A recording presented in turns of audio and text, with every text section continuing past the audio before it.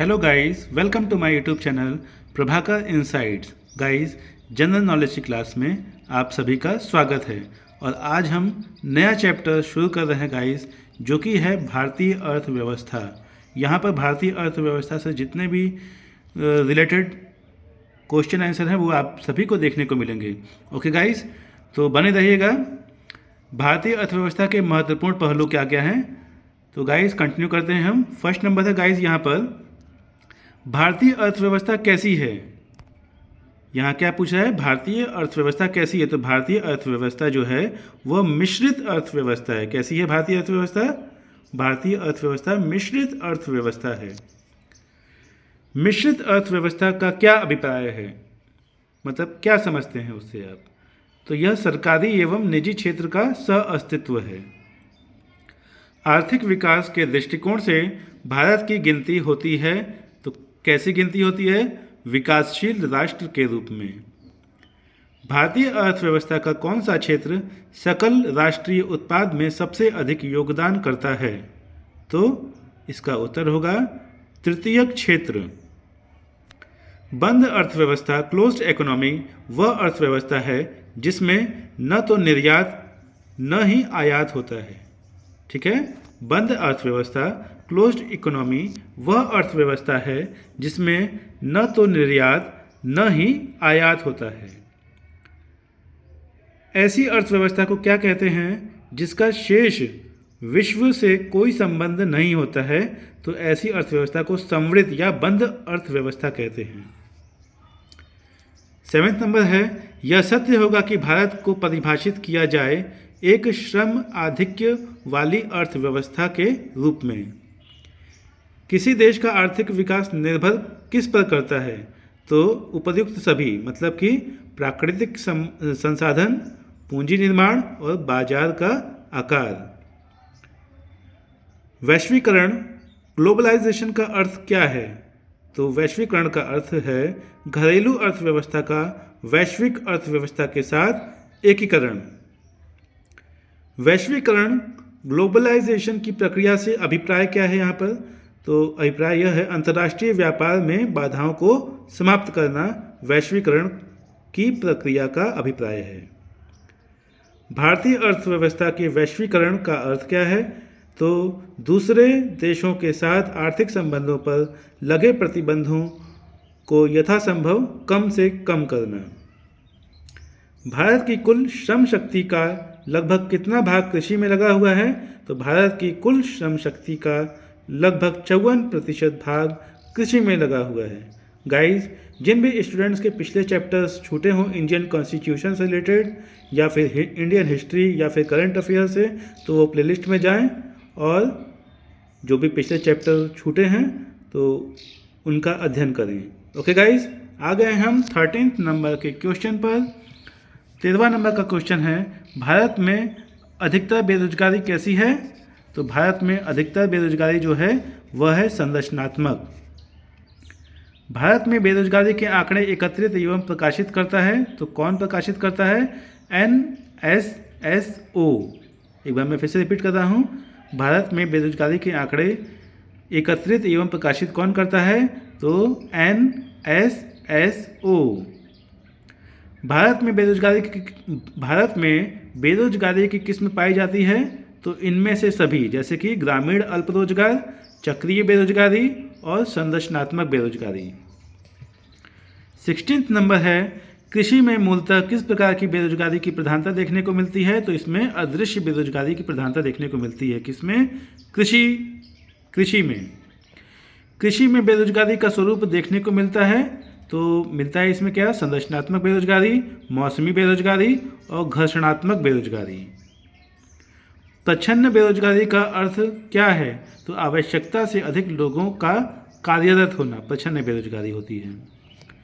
भारत में ग्रामीण क्षेत्रों में कौन सी बेरोजगारी सर्वाधिक पाई जाती है? तो मौसमी बेरोजगारी और अदृश्य बेरोजगारी ग्रामीण क्षेत्रों में पाई जाती है।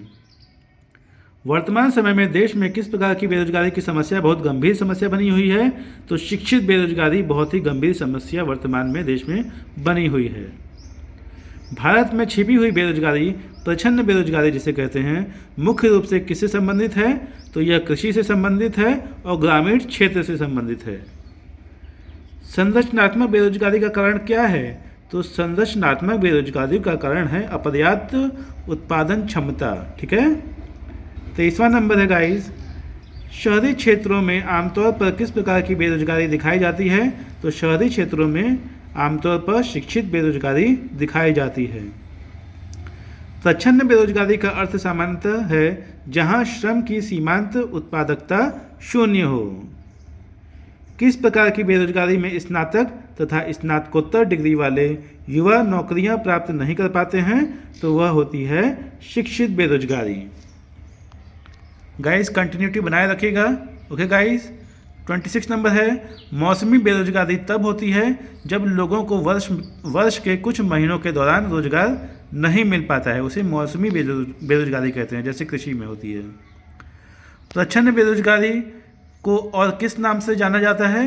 तो प्रच्छन्न बेरोजगारी को अल्प रोजगार के नाम से भी जाना जाता है। प्रच्छन्न बेरोजगारी निम्न में से किसकी एक विशेषता है? तो प्रच्छन्न बेरोजगारी निम्न में से कृषि की एक विशेषता है। कृषि, प्रच्छन्न बेरोजगारी कृषि। निम्नांकित में से कौन भारत में गरीबी रेखा का निर्धारण करता है? तो नीति आयोग। भारत के किस राज्य में गरीबों का प्रतिशत सबसे अधिक है? तो भारत के छत्तीसगढ़ राज्य में गरीबों का प्रतिशत सबसे अधिक है। अल्प विकसित देशों में गरीबी का मुख्य कारण क्या है? तो आय में असमानता। भारत में निर्धनता के स्तर का आकलन किया जाता है तो किस पर? परिवार के उपभोग व्यय के आधार पर।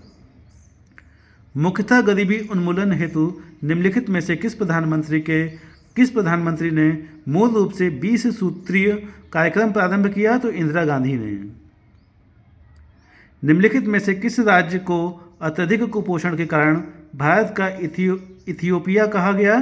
तो मध्य प्रदेश को। निम्नलिखित में से कौन सा एक सूचकांक भारत में गरीबी की तीव्रता की माप के लिए सबसे उपयुक्त है? तो बहुआयामी गरीबी सूचकांक। निम्नलिखित में से कौन सा कार्यक्रम ग्रामीण भारत में गरीबी दूर करने हेतु था? तो इनमें से सभी, जैसे IRDP, TRYSEM, NREP। Guys 37 number का स्नैपशॉट लीजिएगा आप, सेल्फ स्टडी कीजिए, because self study is very important to clear any exam, इसलिए सेल्फ स्टडी करते रहिए, कंटिन्यूटी बनाए रखिए। 38 नंबर है, अंत्योदय कार्यक्रम का उद्देश्य था, क्या था? गरीबों में सबसे अधिक गरीब की मदद करना। कुटीर ज्योति योजना किससे संबंधित है? तो कुटीर ज्योति योजना जो संबंधित है वह ग्रामीण क्षेत्रों में गरीबी रेखा से नीचे जीवन यापन करने वाले परिवारों को विद्युत सुविधा उपलब्ध कराने से है। वर्ल्ड डेवलपमेंट रिपोर्ट किसका वार्षिक प्रकाशन है? तो IBRD का। मानव विकास सूचकांक किसने बनाया था? तो मानव विकास सूचकांक बनाया था UNDP ने। मानव सूचकांक किसने बनाया था? तो UNDP ने। ठीक है। मानव विकास सूचकांक को HDI भी कह सकते हैं। ठीक है, HDI कहते हैं, कह सकते क्या कहते हैं, और इसका फुल फॉर्म होगा HDI का ह्यूमन डेवलपमेंट इंडेक्स। ठीक है, ह्यूमन डेवलपमेंट इंडेक्स। मानव विकास सूचकांक किस अर्थशास्त्री की देन है? तो महबूब उल हक की। निम्नलिखित में से कौन सा मानव विकास सूचकांक का हिस्सा नहीं है? तो सकल नाम निवेश दर। और जबकि क्या क्या हिस्सा हैं मानव विकास सूचकांक के? तो स्वास्थ्य एवं पोषण, प्रति व्यक्ति आय और जन्म के समय जीवन प्रत्याशा। मानव विकास सूचकांक HDI का आधार क्या है? तो स्वास्थ्य, शिक्षा, जीवन स्तर। राज्य स्तरीय मानव विकास रिपोर्ट जारी करने वाला प्रथम राज्य कौन है? तो वह मध्य प्रदेश है। संयुक्त राष्ट्र विकास कार्यक्रम UNDP की मानव विकास रिपोर्ट की तर्ज पर भारत की पहली मानव विकास रिपोर्ट कब जारी किया गया? तो अप्रैल 2002 में। UNDP की मानव विकास रिपोर्ट में भारत को किस श्रेणी में रखा गया है? तो मध्यम मानव विकास श्रेणी में रखा गया है। निम्नलिखित में से कौन सा मानव विकास सूचकांक का माप नहीं है? तो लिंग अनुपात। निम्नलिखित में से कौन सा एक असमानता घटाने का उपाय नहीं है?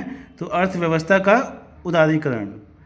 गाइस वीडियो को लाइक कीजिएगा, चैनल को सब्सक्राइब कीजिएगा, बेल आइकन पर क्लिक कीजिएगा और कुछ पूछना हो तो कमेंट भी कीजिएगा, ठीक है गाइस।